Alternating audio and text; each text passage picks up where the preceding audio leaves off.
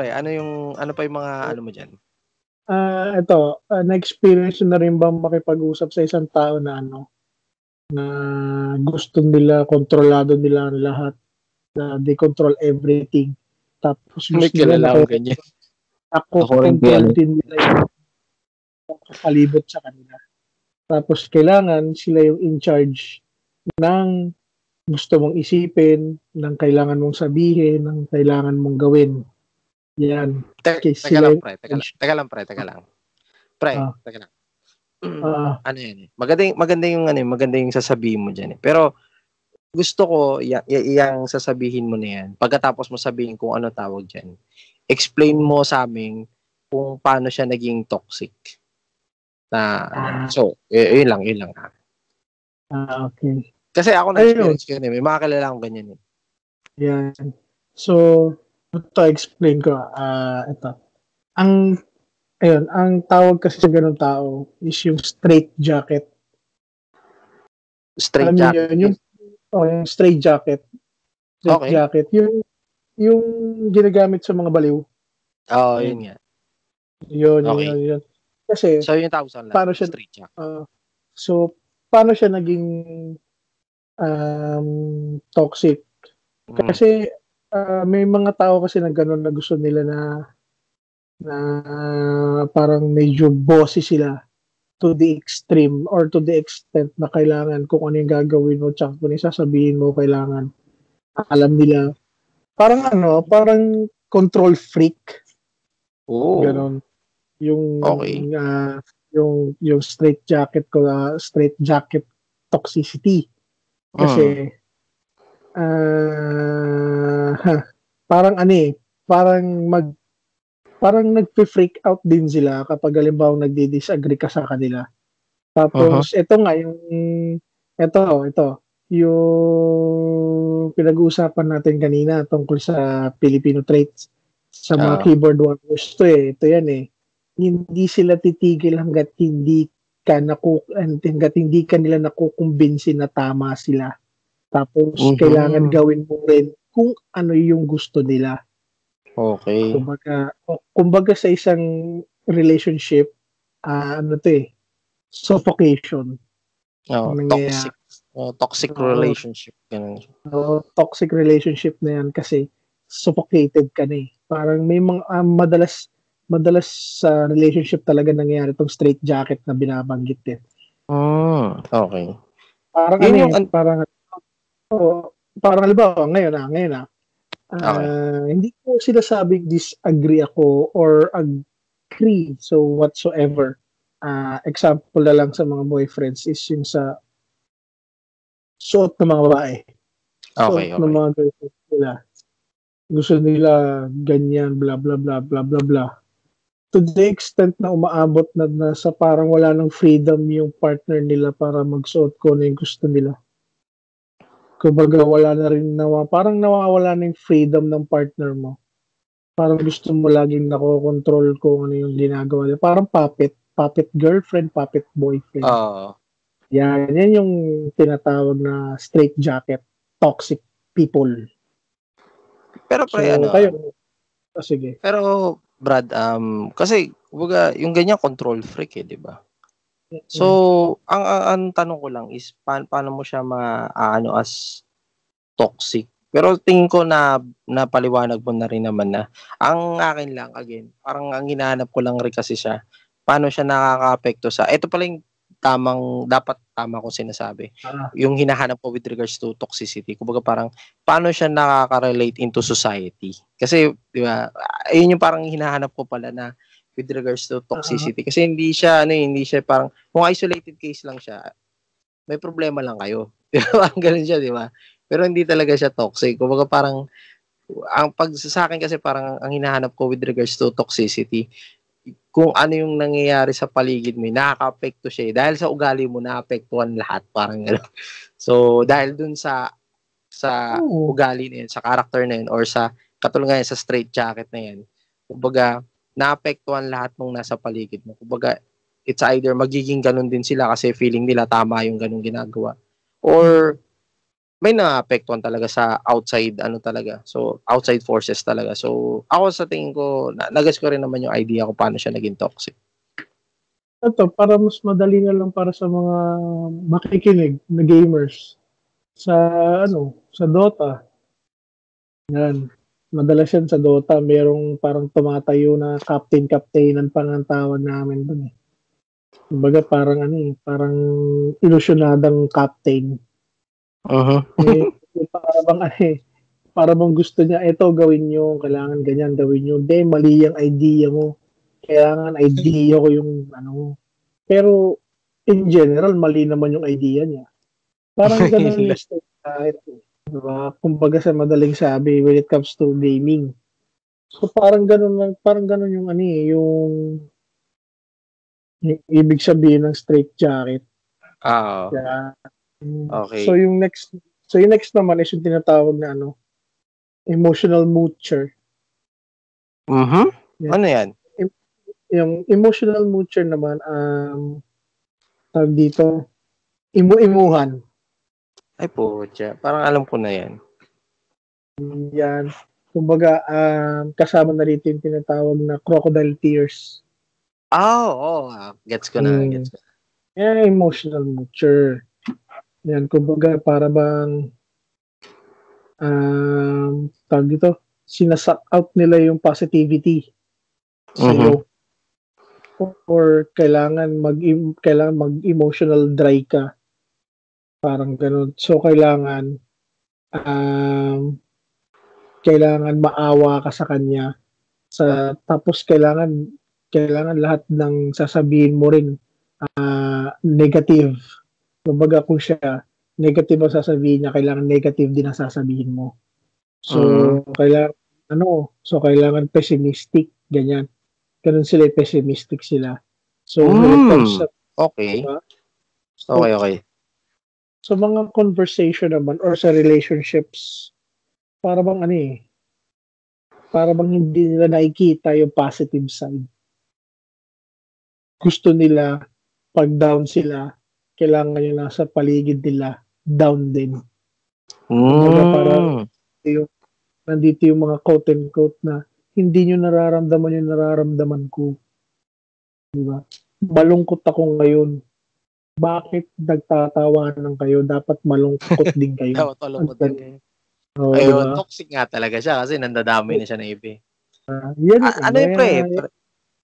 Ano yan, pre?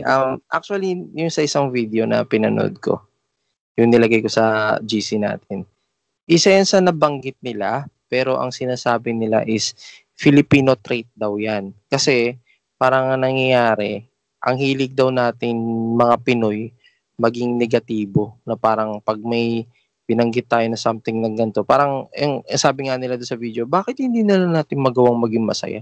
Parang ganun. Which is ako, nung pinapanood ko yun, parang sabi ko BS, parang ganun. Kasi di naman yan exclusive sa Pilipino eh. Alos lahat ng bansa ganyan eh. Meron talagang cynical, parang ganun. Or yun nga, gaya nga nasabi mo is yung crocodile tears nga niya. May mga ganyan talaga, hindi lang yan exclusive sa bansa natin. Oo, syempre. So yung next naman, ay, ito. Nandiyan pa ba si Maki? Yung patay. Diyan pa si Maki, nakikinig ata si Maki. Tulog na ata si Maki. Wala si Maki. Sige, tuloy mo lang. Ay, rinig mo yun? Yung pusa? Oo, yung pusa. Namin yun eh. Pusa namin yun eh. Pusa niyo ba yun? Maki, gising ka pa? Nakatulog na ata si Maki. Di pre, tuloy mo na lang. Ito pre, tawag dito, na-experience mo to pre. Dati ko itong kaibigan. Yung tinatawag na drama magnet. Okay. Yan, itong drama magnet, kumbaga parang magnets for drama sila. Kumbaga, something is always wrong. Yan sa kanila. Parang something is always wrong. Tapos kapag halimbawa may gusto silang problem na ma-solve, halimbawa mangingi ng tulong sa'yo, tapos na-solve nyo na yung problem, meron pang isa pang problema na lalabas. Parang kilala ko na yun. kumbaga ang Kilala ko gusto yung lang, pre. di ba? Kumbaga, tutuloy ko na rin para sa mga listeners. Tuloy mo. Kumbaga, ang gusto lang nila is yung awa, simpatya, tsaka suporta mo sa kanila. Pero hindi nila kailangan yung advice mo. Oh. Diba? Mag-offer ka ng tulong or solusyon, pero kumbaga ang ayaw nilang ma-fix talaga yung problema. Kumbaga, instead ng gagawin nila, magko-complain lang sila, maglalabas lang sila ng sama ng loob, pero in the end, hindi nila papakinggan yung advice mo. Diba? Uulitin lang din nila yung same mistakes. Naku, kilala ko yan. Diba? Nagtapos ano pa to, pre? Pagdating sa mga relasyon naman, pre. Ito yan, pre. Magkahingi ng tulong sa'yo. Kasi problema ako ganito kay ganyan. Ano bang gagawin natin? Siyempre, ikaw magbibigay ka ng advice. Ito kasi yan. Ganyan, bla bla bla. Okay. Pero kinabukasan, hindi niya yung gagawin. Bakit ganun? Ganyan pa rin siya ng ganyan. Tatanungin mo, ginawa ba yung sinabi ko? Hindi. Di ba?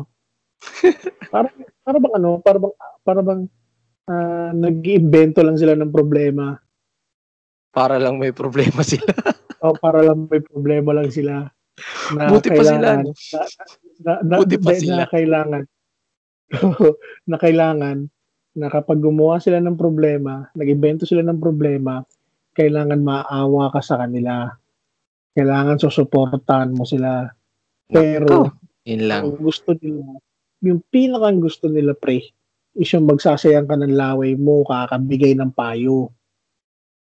Ano yung pre, no? Ako, sa akin lang kasi ako, mamashare ko lang din. Kumbaga, napaka-rare kung mag-confine ng problema. Ewan ko kung napansin nyo sa akin yun. Hindi ko alam yun may kaibigan akong nagsabi. Si paring Sherman.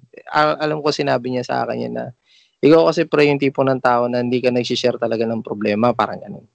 Kumbaga, parang ang mangyayari, tapos na, saka mo lang ikikwento. Parang ganun. So, kaya kumbaga parang ako, ang parang punto ko, hindi ko magets kung anong nakukuha nila sa ganyan. Ako pre, hindi ko alam kung pansin nyo na gano'n na. Kasi, yun, sinabi lang yun ni parang Sherman sa akin. So, napansin ko lang siya nung sinabi sa akin, parang gano'n. Pero, ako kasi di ko magets talaga yung idea na parang, di ba yung tawag nila dyan, asshole, di ba? So, di ko lang magets yung idea kung ba, ano ba nakukuha nila dyan sa tingin mo? Hindi ko rin alam. So, panonoksik lang siguro. Kumbaga, parang ano kasi, parang, so, sinayang mo lang yung oras yung dalawa. Hindi, actually, pre, hindi oras yung dalawa yung nasayang Oras mo lang kumbaga siya, doon lang, pasok sa isang tenga, labas sa kabila, di ba? Ikaw naman, nag-iisip ka ng paraan para maano, di ba? May kilala akong ganyan, pre. May kakilala akong ganyan babae. So, di ko na lang rin babanggitin kasi baka sooner or later mapakinggan niya to. Anyways, ang hilig niya mag-confine ng problema. Actually, yung problema niya umaabot sa punto na grabe na para sa isang babae. Parang ganyan. May konteksto na to ng medyo PG-13, R18, mga ganyan. Ay, pre, meron din ako kakilalang ganyan, pre. Lalaki, babae, lalaki, di ba? Usually, pag nagkaganyan silang kwento, related dun sa mga R18 na problema, di ba? Pansin mo? Oo. Tapos, sabihin nila ganito. Ganito yung kwento nun ng babae. Sabihin niya, yung boyfriend ko, ganito kasi yung gusto niya mangyari, ganito. Hindi sabihin ko naman sa kanya, hindi sabihan mo na ayaw mo ng ganun. Hindi kasi ganyan. Tapos, iiyak siya. Tapos Sa huli, ang magiging ending pre, hiniwalayan siya ng boyfriend niya. Kasi nga, naghanap ng iba. Aray. Tapos, ikaw naman, syempre sabihin mo, kalimutan mo na lang yun. Tapos, bibilang ka ng araw, sasabihin, nakikipagbalikan yung ex niya, kasi ex niya na yun. O, di ko naman sasabihin mo, di ba, may ginagawa siya sa'yo masama na hindi mo gusto? Ba't ka pa may pagbalikan dyan? Kasi base sa kwento niya, di ba? Tapos, bilang ka uli ng ilang araw, sila na uli. Tapos, same process na naman. Ganun na naman yung problema, mag-iwalay. So, may kung saan man siya ngayon yung kaibigan kong yun. Sana nakahanap na siya ng happiness. Sa akin, kilala mo rin talaga to eh. Sige. Kwento mo. Sige, kilala pala eh. Kilala mo to, yung payatot na may salamin na yung ate lang yung ngipin. Na-experience ko yan sa kanya. Sige, Saka pre, hindi lang to pre, di ba, nung mga time na yun. Di ba, parang may fling silang dalawa ni Tsunade. Oo. Nakakausap ko rin si Tsunade pre. Ako, ganyan din yung problema. Ganyan din. Sa kanya din? Ha? Sa kanya din? O sa ibang tao? Din pre, kasi sabi ni Tsunade, kasi ganito, di ako pinapayagan, ganyan-ganyan, kaya tumatakas ako sa bahay, ganyan. Pero nung pagpunta ko naman sa kanila, parang okay naman. Kumbaga parang wala lang tiwala ng lola niya sa kanya kasi dami siyang kalokohan. Oo. Di ba? Kumbaga pagdating sa akin, pag ako kasama, may tiwala yung lola niya. Kumbaga okay lang kahit gabihin siya, ganyan. Di ba? Tapos pagdating sa storya niya, parang siya yung kawawa. Di ba? Tapos bibigyan mo ng advice, hindi rin naman susundin. Toxic siya in the manner of parang marami kasing gumagaya rin sa mga ganyan di ba? Toxic siya kumbaga individually. Kumbaga hindi siya toxic in a sense na maraming madadamay. Kumbaga selective toxic, parang selective toxicity siya. Na kasi siya yung toxic na tao, pipili siya ng isang individual na pwede niyang toxicin. Hindi pre, ang ibig ko ba sabihin kumbaga yung trait kasi na yan, nadadamay din yung iba gawa ng parang nakikita nila sa additional skills pa. Pwede ko palang gawin yun, di ba? Ganun. Actually. Which sige, pre. Sige. Ano yun? Sino ba? Sige, ikaw. Tuloy lang. Oy, gising. Uy, Maki, bumalik si Maki. Pre, ano nangyari sa'yo? Ba't wala ka, pre? Okay. Nakatulog. Ano mo siya? Ano nilang ako live. Si Maki sumasagot na lang sa panaginip. Pre, tuloy lang natin. So, maiduktong ko lang, yung sa pinag-uusapan natin with regards to nga sabi ko, kumbaga parang tawag dito, ang nangyari kasi dyan, since nakikita nila yung ganyang skill, merong mga ibang tao na parang gustong gayahin din yung ganyan. Parang, pwede pala yun, pwede pala akong mag-inarte. Iduduktong ko lang tong isa sa panglima sa listahan, nito ni Jericho Cordon. Rinig mo ba, pre? Rinig. Okay, sige. So, sa panglima sa listahan niya is seeing mental illness as kaartihan.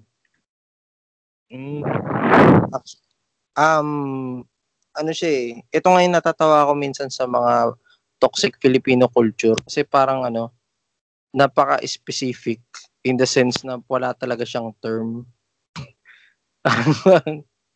Ako, ito dispute ko rin to Kumbaga, although may maganda yung opinion niya regarding this, pero hindi ako naniniwala na toxic Filipino culture to kasi unang-una hindi siya isolated sa bansa natin kasi meron ding ibang bansa na gumagawa ng ganyan. Pangalawa, meron siyang problema talaga eh. Hindi siya sasabihin mo na kaya lang ganun yung reaction ng tao sa kanila. Kasi 'di ba with regards to mental illness, ang connotation natin sa Pilipino, usually sasabihin natin, wala yan, ano lang yan, nag-iinarte lang yan. Ang hindi kasi nila sinasabi dito sa yung other side of the coin nito is yung iba kasi ginawa na lang ring trend yung pagkakaroon ng mental illness. Nasaksihan ko yan eh. Tama ka. Nasaksihan ko yan kasi being a student of psychology, nakita na nung ako'y nag-aaral pa at matino pa. Ano eh, makikita mo yun eh.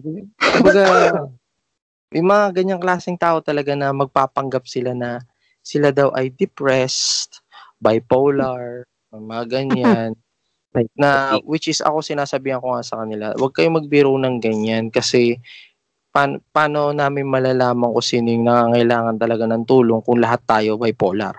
Parang ganon. Kumbaga parang nagiging social status kasi yung mental illness eh. Hindi sa kinakampihan ko yung mga matatanda kasi yung sa isang video sabi nga parang lahat daw ng boomers inaaway na nila dahil doon sa toxic Filipino culture. Actually, kumbaga, yan eh, two sides of the coin yan eh. Kung nakikita nyo siya as toxic Filipino culture, sana tinitingnan nyo rin sarili nyo, baka kasi may mali rin sa inyo. Kasi hindi rin naman magkakaroon ng ganyang reaction kung wala ring action na nangyari. Well, not every time, pero parang sa akin, with regards to this, na parang with regards to mental illness, although totoo naman na usually sa atin sa mga Pilipino is uneducated with regards to mental illness, pero hindi nila pwedeng i-deny ito eh. So, kung sino makarinig ng video nito, ito talagang kaya ko tong ilaban sa korte. Hindi nyo pwedeng i-deny ito dahil may mga tao talaga na nagpapanggap na mayroon silang mental illness para lang ma-elevate yung status nila sa society. So, undeniable yun. It just so happen na yung ibang mga matatanda, ang tawag lang nila do kaartihan, pero sa totoo lang, meron talagang gumagawa ng ganun. Kaya yung in relation dun pre sa sinabi mo na parang yung kumbaga yung mga ask hole, tapos yung iba sabi ko nga sa'yo, parang ang nasa isip nila, pwede pala ako ask hole, gayahin ko nga, parang ganun. Ako, ganyan din with regards to mental illness. Air quotes, nag-air quotes ako ngayon sa kwarto. At din nakikita, nag-air quotes ako. Mental illness. Kasi yung iba dyan, talaga naman nag-iinarte lang. So, paano nila i-dispute yun, yung sasabihin ng matanda? Yung mga matatanda, they may be wrong, na parang hindi kayo tinitignan. Pero, hindi nyo pwedeng i-deny sa sarili nyo na alam nyo, kung hindi man kayo, kakilala nyo, meron dyan nag-iinarte lang. Wala talaga. Nakabasa lang sa wiki tungkol sa depression, tapos in-acquire niya na, depressed pala ako. Sige, depressed ako. Tapos magpo-post sa Facebook, I'm depressed, gusto ko na magpakamatay. Parang ganun. So, pero sa totoo lang, di sila nakakatulong kasi yung iba, meron talagang ganung problema eh. Paano natin ma-weed out yung may ganung problema kung dadagdag pa kayo sa problema? Diba? So, tingin ko, hindi siya toxicity. May problema sa society natin with regards to understanding mental illness. Yung very uneducated tayo with regards to that. So, ako, nag-rant na ako. Sorry, nag-rant na ako. Okay lang. So, ako, kasi yun yung panglima niya sa list eh. So, naisip ko lang na idoktong lang ulit. So, ako, yun yung sagot ko doon with regards to mental illness. Kayo, baka may comment kayo dyan. Okay. Agree po ako dun sa sinabi niyo po. Kasi, siguro, masasabi mo lang na may mental illness ka if diagnosed ka with ganun. Hindi mo naman pwede sabihin na nakaramdam ka lang ng nalungkot ka lang, depressed ka na. Siyempre, kailangan mong ng advice ng doktor or ng magpa-check up, ganun. Kasi nagiging trend yan sa kabataan eh. Nagiging trend yan sa mga tao na para magmukhang cool or maging relevant ba. Sabihin nila, may ganito ako, may ganyan ako. Kahit wala naman. Totoo yan. Ikaw, Mac. Oh.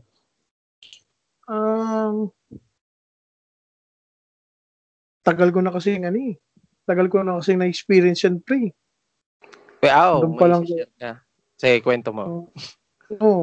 Doon pa lang sa kanya, alam mo yan, Pops, alam mo yan na dumating na nga sa point na na kailangan na parang wala na akong choice kundi manghimasok na lang sa buhay nila. Parang umabot na ako sa ganung point kasi na kahit hindi ko gusto, kailangan akong gawin kasi tutulog ka na, kakatok pa sa gate mo. Kuya, gising ka pa. Usap naman tayo. Parang ganun. Anong kwento niya sa'yo, pre? Ha? Anong diagnosis niya? Ano daw siya? Depressed daw siya. May depression daw siya. May depression. Okay. Okay. Teka lang, linawin ko lang sa mga viewers, di po namin tinatawanan yung mga may depression. May punto po yung sinabi ko. Mahirap lang tanggapin talaga sa ibang tao. Pero may punto po yung sinabi ko. Okay, tuloy mo, pre. Tsaka yung story na sinasabi ko, kasama na ho to doon sa pinupunto ho ni Gardo. Okay. Kaya para sa mga listeners, hindi ho, actually, mas pa nga ho mas malapit pa nga ho yung puso ko talaga sa mga taong may sakit na depression. Mas gusto ko pantulungan yun kaysa mga umaarteng may depression. Kung meron ka talaga, di ba? Oo, kung meron talaga. Talagang meron ka mas talaga. gusto ko pantulungan yun. Hindi ko sinusukuan yung ganun, pre. Kaya nga siya wala na nga akong nagawa Ayun, lagi daw siyang ganyan, bla-bla sa bahay. Ganyan-ganyan. Nandiyan naman daw yung ate niya. Bakit daw kailangan siyang ganyan, bla-bla-bla. Tapos, yun nga, gaya nga nasabi ko kanina, about sa mga drama magnet, nabigyan ko na ng solusyon yung sa pamilya niya. Ngayon naman, yung kay Suna din naman yung problema na gusto niyang isolve ko. Kasi alam mo yung hindi mo buhay, pero pinoproblema mo. Yan yung naramdaman ko ng mga time na yun. Doon siya nagiging toxic pag na yung sistema niya. Toxic. Actually, nung mga time na yun, wala akong depression, wala akong stress. Pero nung tawag dito, every night, ganun yung ginagawa niya sa akin. Pucha, parang feeling ko nagkakaroon na ako ng depression tsaka ng stress. Ikaw na rin no? Oo, ako na Parang ako na siya. Ganyan. Parang ayun pare talaga toxic kasi parang nabanggit ni Makito nung una, alam ko parang nabago na yung buhay mo. Dahil lang sa ugali ng isang tao, di ba? So, pero di naman natin dinidiskwento na baka naman kasi talaga may problema siya. Kaya ka nga napunta sa ganyang predicament kasi nga hindi mo rin naman alam talaga kung may problema talaga siya, di ba? Tama, di ba? Fair naman yun nasabihin, di ba? Ito sasabihin. May dadagdag lang ako kaya. Sige. Siguro kung ganyan nga siya, if alam mo naman na may problema ka, why not seek mental health na medical help na agad? Para hindi na siguro hindi ka na nakaka-istorbo sa ibang tao. Hindi, Maki, kilala mo to, Maki. Kilala ko ba yan? Oo, kilala mo to. Gusto mo i-describe ko para makilala mo talaga? Pogi? Hindi. Ano siya? Payat, may salamin, kalahati yung isang ngipin. Kilala naman tayo. Kilala mo na. Yung tropa niya rin ganyan si Pogi. Ayun, di ba? Di ba? Kumbaga, hindi naman niya talaga kailangan mag-seek ng help. Kailangan lang niya talagang harapin yung problema niya ng mga time na yun. Kasi yun nga, di ba sabi ko kanina, wala na nga akong naging choice kundi manghimasok na lang sa buhay niya. Kahit hindi naman dapat, ginawa ko pa rin, which is yun yung parang regret ko during that time. Parang one of my biggest mistake yun. So, yun nga, parang wala naman. Parang normal problems lang. Parang everyday problems lang sa bahay na kailangan gawin nyo yung chores nyo. Wala na kayong ibang ginagawa rito, kundi nakaupo lang, ganyan-ganyan. Tapos, kayo naman. Napagalitan ka lang nanay mo, depressed ka na. Oo, parang ganon. Tsaka pre? Tsaka alam mo ano siya eh. Meron siyang manyana habit. Ay, alam mo, yun ang magandang yun ang magandang Filipino trait. Oh, yeah. Manyana habit. Manyana habit. Manyana. Tsaka pre? Ningas kugon. Isa rin yan. Pero, di naman, yan not much. Pero, yan yung mga magagandang actually example ng toxic Filipino culture eh. Yan eh. Kasi, kumbaga, may mga origin yan eh. Na very Filipino. Pinoy pride. Yeah. Pinoy pride, Ay. Pinoy pride. Yeah. Ilang Pinoy na kaya na ini sa atin pag napakinggan to? Marami na. At wala akong pake.